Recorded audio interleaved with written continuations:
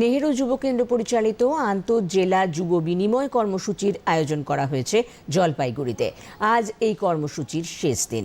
মোট ৩৭ জন এই কর্মসূচিতে যোগ দিয়েছেন। এই কর্মসূচি সম্পর্কে বিস্তারিত জানিয়েছেন জেলা কোঅর্ডিনেটর সৌরভ বর্মন।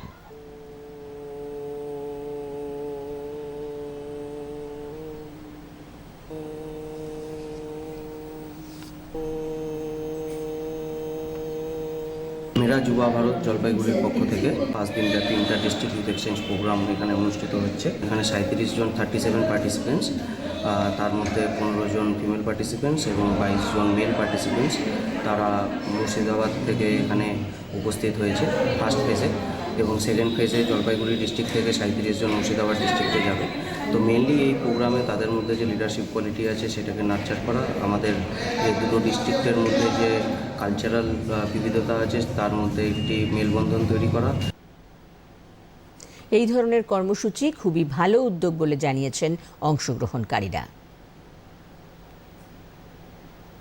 ভালো একটা এই উদ্যোগ, এবং আমরা এই বিষয়টাকে খুব ভালোভাবে উপভোগ করেছি।